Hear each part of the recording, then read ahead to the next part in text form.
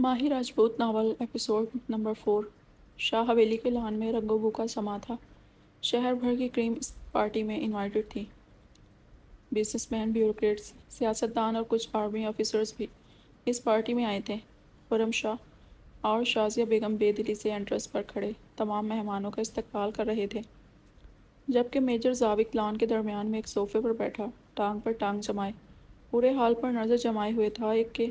اس کے ہاتھ میں وسکی کا گلاس تھا جسے وہ گھونٹ گھونٹ اندر انڈیل رہا تھا۔ ساتھ ہی دوسرے صوفے پر اس کے بزنس پارٹنر بھی بیٹھے تھے اور اس سے بزنس ڈسکشن کر رہے تھے، مگر وہ کسی غیر مرئی نقطے پر نظریں ٹکائے بیٹھا تھا۔ خرم حیدر شاہ تعصب سے ذاوق کو دیکھ رہا تھا۔ اس کا یہ بھائی خود کو تباہ کر رہا تھا، مگر اسے اندازہ نہیں تھا۔ ذاوی سائیں، آپ نے یہ پارٹی کس خوشی میں رکھی ہے؟ ذاوق کے پاس ایک صحافی آ کر سوال کرنے لگا۔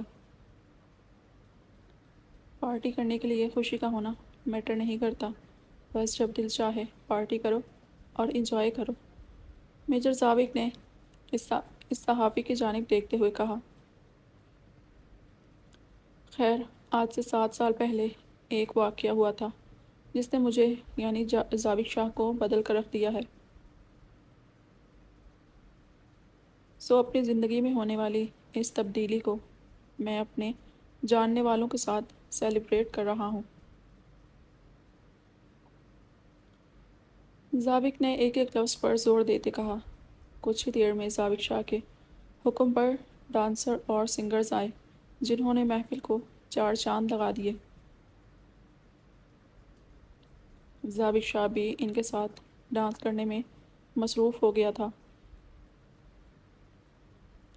اماں سائیں شاہ حویلی کے وقار کو پامال ہوتے دیکھ رہی تھیں، مگر اب ان میں ہمت نہیں تھی کہ وہ ان حالات کو بدل سکیں، اور نہ ہی ان میں اتنی جرأت تھی کہ وہ ذاوق کے سامنے کچھ بھی بول سکیں۔ ان کا غرور و تنتنا باقی سب کے لیے تھا، مگر ذاوق کے سامنے ان کے غصے، ان کی رائے کی کوئی حیثیت نہیں تھی۔ وہ اپنی ویل چیئر گھسیٹتی اپنے کمرے میں آئیں اور وہ نم آنکھوں سے اپنے کمرے میں لگی ابتہاج شاہ کی تصویر دیکھ رہی تھیں، جو آلین کی موت کے بعد کبھی شاہ حویلی نہیں آیا تھا، مگر اس نے ذاوق کی طرح زندگی سے رخ نہیں موڑا تھا، بلکہ وہ اپنی بیٹی انوت شاہ کے ساتھ ایک مطمئن اور خوبصورت زندگی گزار رہا تھا، جہاں شاہ حویلی کے کسی فرد کا سایہ بھی نہیں تھا۔ پھر ایک روز کار حادثے میں وہ اپنی بیٹی انوت کو روتا بلکتا چھوڑ کر چلا گیا تھا۔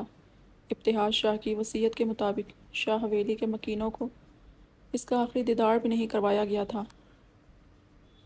اور اس بات نے اماں سائی کو توڑ کر رکھ دیا تھا۔ اماں سائی یوں ہی ماضی کے دریچوں کو اپنے ذہن میں کھولے بیٹھی تھی، اور اپنے کمرے کے ساتھ والے کمرے میں ویل چیئر گھسیٹتی آئیں تو سامنے ہی جامعہ شاہ بیٹھی تھیں۔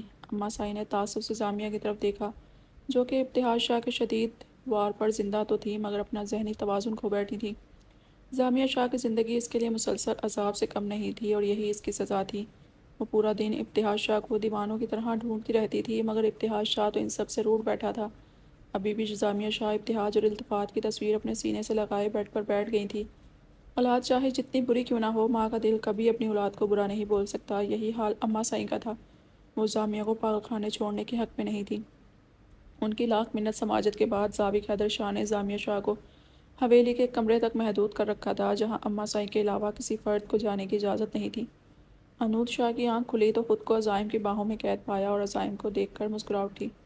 عزائم شاہ کے ایک طرف انوت لیٹی تھی، جبکہ دوسری طرف وہ عشم کا سر اپنے سینے پر رکھے سویا ہوا تھا۔ عزائم کی پیشانی پر شکنے دیکھ انوت کے لبوں کی مسکراہٹ مزید گہری ہو گئی تھی۔ وہ سوتے ہوئے بھی خفا خفا سا لگ رہا تھا۔ انوت اس کی پیشانی پر اپنی انگلیاں پھیرتی شکنے کم کرنے کی کوشش کرنے لگی، مگر ناکام ہوئی تو تھک ہار کر اس کے سینے پر سر رکھ لیا۔ مسٹر ایروگنٹ، اٹھ جائیں نا آپ۔ انوت منہ بصورتی عزائم کے سینے پر اپنی تھوڑی رکھے اسے فرصت سے دیکھنے لگی اور پھر اسے جگانے کی کوشش کرنے لگی۔ پہلے آپ میرا دیدار کر لیں سکون سے، پھر اٹھ جاؤں گا۔ عزائم شاہ نے ایک آنکھ دباتے انود سے کہا۔ آپ جاگ رہے تھے، چیٹر کہیں گے؟ انود مصنوعی غصہ کرتے بولی۔ حیران تو ایسے ہو رہی ہیں جیسے جانتی ہی نہیں کہ میں کب سے جاگ گیا تھا۔ عزائم نے اسے چھیڑتے کہا۔ انود اس کی داڑھی پر اپنا ہاتھ پھیرنے لگی۔ عزائم آپ بیئرڈ میں بہت ہینڈسم لگتے ہیں۔ انود عزائم کی بات کو اگنور کرتے بولی۔ اچھا، میرا ارادہ تو کلین شیو کرنے کا تھا، عزائم نے انود کے بالوں میں انگلیاں چلاتے کہا۔ واٹ؟ سیریسلی عزائم سائیں، آپ کے ارادے بالکل پسند نہیں ہیں مجھے، انود نے ناک چڑھاتے کہا۔ میری بیٹی کو داڑھی چبھتی ہے نا، اس لیے کلین شیو کروں گا، عزائم نے اب اشم کو بوسہ دیتے کہا۔ انود اسے خفا نظروں سے دیکھنے لگی۔ جب سے بیٹی آئی ہے میری تو ویلیو ہی نہیں، انود نے عزائم سے کہا۔ بیٹی بھی تو آپ نے ہی دی ہے نا، آپ کی اہمیت تو بڑھ گئی ہے مسز عزائم شاہ، عزائم نے انود کے ہاتھوں پر اپنے لب رکھتے کہا۔ ویسے ایک بات بتاؤ، میری داڑھی میری بیٹی کی ماما کو بھی چبھتی ہے کیا؟ عزائم شاہ نے انود سے استفسار کیا۔ انود نے عزائم کے گال پر اپنے لب رکھے اور عزائم شاہ کا دل زوروں سے دھڑکنے لگا۔ انود اب اس کی داڑھی پر اپنے لب رکھ چکی تھی اور پھر اس کی جانب دیکھتے بولی۔ ایشم کی ماما کو ایشم کی بابا کی قربت میں چبھن نہیں سکون ملتا ہے عزائم شاہ۔ یہ کہتے ہی انود نے اپنا چہرہ عزائم کے سینے میں چھپا لیا۔ وہ بھلے ہی بولڈ تھی مگر عزائم کی قربت میں وہ شرماتی بھی بہت تھی۔ ہاٹ چاکلیٹ، آپ جب مجھ سے شرماتی ہیں نا تو بہت اچھی لگتی ہیں، اور جب مجھ سے شرماتے شرماتے میرے ہی سینے میں اپنا سر چھپاتی ہیں تو عزائم عاشق شاہ پر ظلم کی انتہا کر دیتی ہیں، عزائم مخمور لہجے میں بولا، اور انود کے ہارٹ نے ایک بیٹ مس کی اور وہ خود کو کمپوز کرتی بولی۔ اگر ایسی بات ہے تو ہم اب آپ پر یہ ظلم نہیں کریں گے، انود نے کہتے ہی اٹھ کر بیٹھی جب عزائم نے اسے کمر سے پکڑتے اپنے مزید قریب کیا، یہاں تک کہ وہ ایک بار پھر عزائم کے سینے سے جا لگی۔ ہم یہ ظلم کروانا چاہتے ہیں مسز عزائم شاہ، عزائم یہ کہتے ہی انود کی پیشانی پر لب رکھے اسے خاموش کروا چکا تھا۔ گڈ مارننگ بابا، ماما۔ اس سے پہلے کہ عزائم مزید آگے بڑھتا اشم کی پکار پر وہ دونوں الگ ہوئے۔ عزائم اب اشم کے گال پر پیار کرتے اس سے باتیں کرنے لگا اور انود ایسے ہی اس کے سینے پر سر رکھے مسکراتی نظروں سے ان دونوں کو دیکھ رہی تھی۔ میری چھوٹی سی دنیا، انود زیر لب بولی تھی۔ صبح کے 11 بجے عزائم شاہ، انود، اشم اور سائمہ ناشتے کی ٹیبل پر بیٹھے ناشتہ کر رہے تھے۔ ناشتے کے دوران مکمل خاموشی تھی جسے اشم کی پکار نے ختم کیا۔ ماما، بابا، ہم ٹرپ پر کب جائیں گے؟ اشم نے انود اور عزائم کی جانب دیکھتے کہا۔ بیٹا، جب آپ کے بابا کو فرصت ملے گی، انود نے اشم کے ہونٹوں کے نیچے لگے نٹیلا کو صاف کیا اور عزائم کی جانب دیکھتے طنزیہ لہجے میں کہا۔ عزائم ان دونوں کی بات خاموشی سے سن رہا تھا۔ بابا، اشم نے عزائم کی طرف دیکھا۔ جلد ہی، عزائم ان دونوں کو دیکھ کر بولا۔ اور یہ جلد پچھلے 1 سال سے آ رہا ہے، انود نے کاٹدار لہجے میں کہا۔ سیریسلی ہاٹ چاکلیٹ، 5 سال سے تو آپ مجھے اور اشم کو تڑخا رہی ہیں اپنے اسپیشلائزیشن کے چکر میں، اور اب سارا الزام مجھ معصوم پر ڈال دیا۔ عزائم کھانا چھوڑ کر انود کا ہاتھ پکڑے اسے لبوں سے لگائے گویا ہوا۔ وہ انود کی خفگی مٹانا اچھے سے جانتا تھا۔ انود تو سائمہ کے سامنے اس کی ہاٹ چاکلیٹ کہنے پر ہی بلش کرنے لگی تھی۔ عزائم نے اب ٹوسٹ ہاتھ میں پکڑے انود کے لبوں کی جانب بڑھایا۔ انود اس حرکت پر اسے ہونکوں کی طرح دیکھنے لگی۔ سیریسلی عزائم سائیں، ماما کیا سوچے گی؟ انود نے منمناتے ہوئے کہا۔ ماما یہی سوچیں گی کہ میرا بیٹا کتنا کیئرنگ ہے، عزائم نے انود کے کان کے قریب سرگوشی کرتے کہا۔ کیوں ماما، آپ کو کوئی اعتراض تو نہیں؟ میں آپ کی بہو کو اپنے ہاتھ سے ناشتہ کروا رہا ہوں، عزائم نے سائمہ کی جانب دیکھتے کہا جو کہ نیچے منہ کیے اپنی ہنسی پر قابو پانے کی کوشش میں تھی۔ نہیں نہیں، بالکل نہیں، سائمہ نے انود کی جانب دیکھا جو عزائم کو کھا جانے والی نظروں سے گھور رہی تھی۔ مجھے آبجیکشن ہے بابا، یکدم ایشم نے اسے اپنی جانب متوجہ کیا۔ دس از مائی رائٹ، ایشم نے عزائم کا ہاتھ پکڑ کر ٹوسٹ اپنے منہ میں لیا اور اس حرکت پر وہ تینوں قہقہا لگا کر ہنسے۔ وہ ایک ہیپی فیملی کی مکمل تصویر تھے، مگر بہت جلد یہ فیملی کسی کی بد نظروں کی زد میں آنے والی تھی۔ عزائم شاہ اپنی اسٹڈی میں بیٹھا آفس ورک میں مصروف تھا۔ پاس رکھے کاؤچ پر بیٹھی ایشم اپنی ڈول کے ساتھ کھیلنے میں مصروف تھی۔ وہ تھوڑی دیر بعد لیپ ٹاپ سے سر اٹھائے ایک نظر ایشم پر بھی ڈال لیتا تھا۔ تھوڑی دیر بعد ہی انود اس کے لیے کافی لے کر آئی تھی۔ مجھے اس ٹائم شدت سے کافی کی طلب ہو رہی تھی، عزائم نے مسکراتے ہوئے کافی کا کپ تھاما۔ میں آپ کی طلب کو سمجھ گئی تھی شاہ سائیں، انود بھی ایک ادا سے بولتی واپس مڑی جب عزائم نے اس کا ہاتھ تھام لیا۔ انود کے لب بے ساختہ کھل اٹھے۔ عزائم نے اسے کھینچ کر اپنی گود میں بٹھایا۔ انود شاہ، مجھے کافی کے علاوہ کسی اور چیز کی بھی طلب ہے، عزائم نے مخمور لہجے میں کہا اور اس کے لہجے پر انود بلش کرنے لگی۔ ہم آپ کو مایوس نہیں کریں گے، بس تھوڑا انتظار کریں، انود نے بھی مسکراتے ہوئے کہا۔ اور کتنا انتظار انود، اب تو اشم بھی ڈال کے ساتھ کھیل کھیل کر بور ہو گئی ہے، اسے بھی بہن چاہیے، عزائم نے انود کے نچلے ہونٹ پر اپنا انگوٹھا پھیرتے کہا۔ اسے انود کے ہونٹ کے پاس دل بہت پسند تھا۔ وہ بے اختیار اپنے لبوں سے اس کا دل چھونے کے لیے آگے بڑھا اور کچھ ہی پل میں انود کا دل عزائم کی لبوں کے قید میں تھا۔ انود آنکھیں بند کیے بیٹھی عزائم کی شدت محسوس کر رہی تھی۔ وہ بھی اس کی قربت میں مچل رہی تھی۔ جب عزائم خود ہی اس سے الگ ہوا، بس ابھی سے جان نکل رہی ہے، ہاٹ چاکلیٹ۔ یہ کہتے ہی وہ انود کی گردن پر بنے تل کو چومنے لگا۔ انود کی دھڑکن مزید تیز ہو گئی۔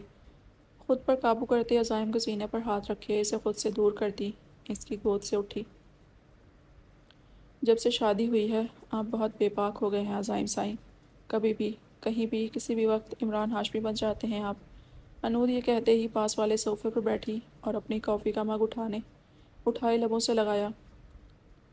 مسز عزائم شاہ، اپنی محرم کے ساتھ یہ بھی باقیاں کرنے کے لیے میرے پاس پرمٹ لیٹر ہے، دکھاؤں کیا؟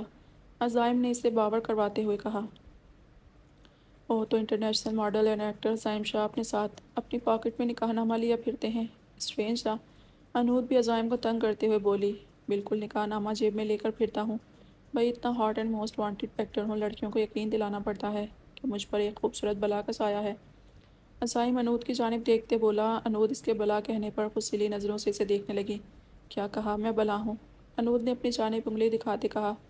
ارے خوبصورت بھی تو کہا نا۔ عزائم نے جلدی سے اپنی صفائی پیش کی تو انود بھی اس سے گھورتی کمرے سے واک آؤٹ کر گئی تھی۔ عزائم شاہ کام نپٹانے کے بعد انسٹاگرام لاگ ان کر چکا تھا۔ ضابط شاہ کی کل رات کی پارٹی کی تصویریں دیکھ کر وہ چونکا نہیں تھا۔ اسے ضابط سے یہی امید تھی۔ وہ تعصب سے ضابط کی پکچر دیکھنے لگا جہاں وہ ان 7 سالوں میں پاروب بنا تھا، وہیں اس کے چہرے پر ہمیشہ رہنے والی مسکراہٹ مفقود تھی۔ وہ دکھ کی ایک تصویر بنا ہوا تھا جسے وہ اپنے روب و دبدبے سے چھپانے کی کوشش میں مصروف تھا۔ عزائم سر جھٹکتا، لیپ ٹاپ شٹ ڈاؤن کرتا، ہشام کو اٹھاتا باہر کی جانب قدم بڑھا چکا تھا۔ دوسری جانب انود جیسے ہی نیچے لاؤنج میں آئی سامنے پڑے نیوز پیپر کو پڑھنے میں مصروف ہو گئی۔ جیسے جیسے وہ نیوز پیپر پڑھ رہی تھی ویسے ویسے اس کے چہرے کا رنگ فک ہو رہا تھا۔ نیوز پیپر کی ہیڈ لائٹ میں ضابط حیدر شاہ کی حویلی میں ہونے والی پارٹی اور اس کے میڈیا سے گفتگو کے بارے میں تفصیل سے لکھا گیا تھا۔ آنسو انود کی گال پر چمکنے لگے جب کسی نے اس کے ہاتھ سے نیوز پیپر چھین لیا۔ انود نے سر اٹھا کر سامنے دیکھا تو عزائم شاہ لب بھینچے اس کے سامنے کھڑا تھا۔ شاہ، وہ انود نے عزائم کو پکارا۔ انف انود شاہ۔ عزائم نے اسے ہاتھ کے اشارے سے روکا اور پھر نفی میں سر ہلاتا وہاں سے چلا گیا۔